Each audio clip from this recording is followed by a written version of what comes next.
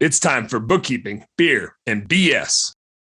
But you've got a hell of a backstory from all the way back in your enterprise rent-a-car days, and I don't want to like paint too big of a picture, but let's give the folks a little bit of a story of what makes you such a recruiting badass and how you got here doing this right now. A lot of stumbling around, man. That's pretty much sums it up. Right, a lot of stumbling around at Midland in Michigan. I basically, my first job out of college, which took me 6 years to stumble through, was working 3 jobs, trying to pay for it and do all that. Had a little too much fun along the way. But finally, that's where all the good stories come from. Yeah.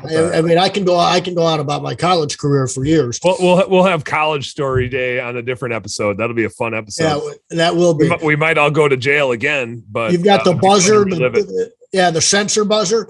And so I worked at Enterprise Rent-A-Car. I was in the rental end. They promoted me into the fleet management end in a couple of months. It was a crazy thing. It was gunshots, everything else. I was in East Detroit for a little bit. It was insane. Found guns in cars and all these other crazy things. That's a whole different story. And basically, I went into the fleet end of it where a young 24-year-old kid from Cleveland, Ohio would pound the phone and call a bunch of 60-year-old dudes that grew up in the Motor City and understand cars completely. And I begged them to listen to me on how to buy cars better and how to maintain them better, how to fuel them better and insure them better. And you don't know nothing, man. Let me tell you what's up. Exactly.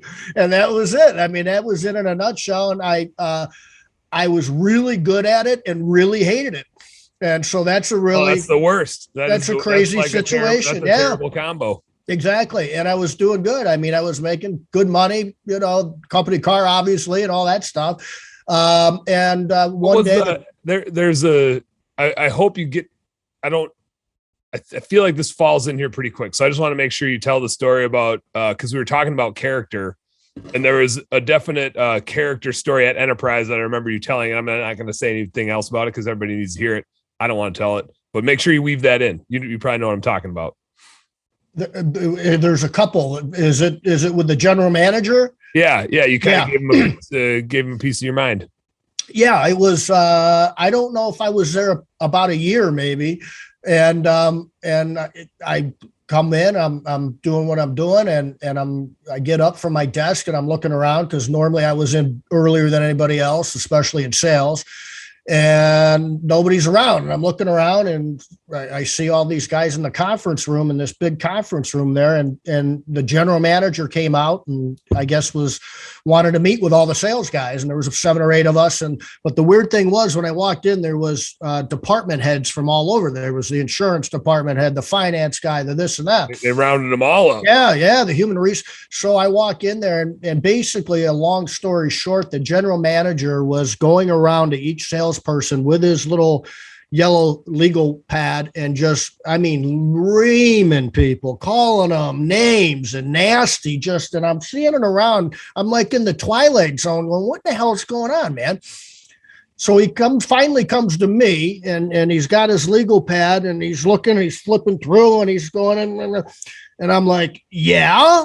And he goes, this guy's like 34 years old, making like $3 million a year, running Enterprise Rent-A-Car's Detroit group, which was big.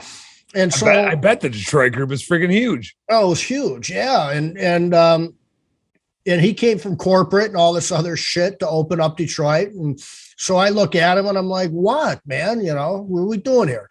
So he says, when's the last, I knew I met my quotas and I was the top sales guy. There was nothing, I don't know where he was going to go with this. It was insult my wife. I have no idea what the hell he's going to do.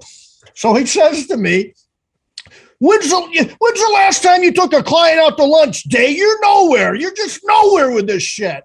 And I said, whoa, Mike, this is insane. I go, I'm going to go pound the phone like I'm supposed to do. That's what I get paid for. At 6 p.m. exactly, if you want to meet me anywhere on planet Earth, meet me after 6, and I'll be happy to discuss any of this bullshit with you. Other than that, I'm out of here. And I walked out. And I quit a week later because I was done.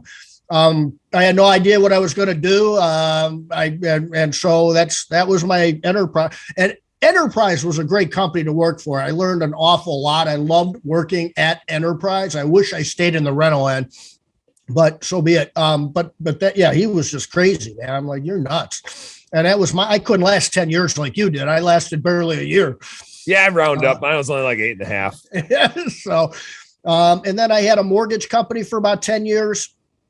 I got out of that. I never had an employee. Not even sure why I got into that, but I did. It was easy back then. All you needed was a pulse. Yeah, it was a place to go. It was a path of least resistance to make a lot of money. Yeah, I mean, you got a license, you had a pulse, and that was it back then. It's a lot different now. Mm-hmm. Did that for 10 years and got out of that in the nick of time because there was a crash about a year and a half after that. Yeah. Anybody that doesn't know me, I tell I'm brilliant. Those that do know I was lucky.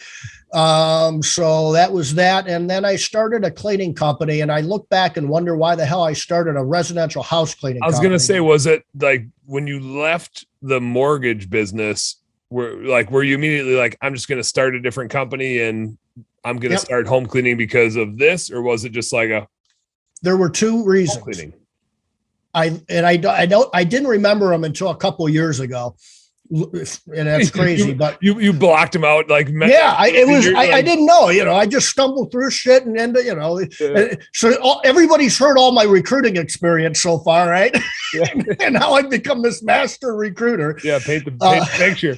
So there were two reasons. One is when you're in the world of the mortgage, in the mortgage world, you are a millionaire one month and then you're broke the next if something happens with interest rates. Mm-hmm. And I was mainly doing refis. I wasn't dealing with realtors because I couldn't deal with realtors.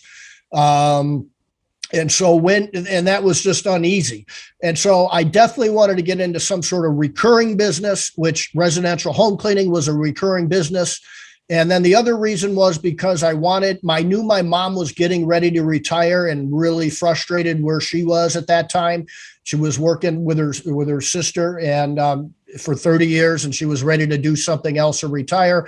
And I knew I couldn't use her in any mortgage stuff. So I said, maybe house cleaning stuff. And that's literally the two reasons I did it.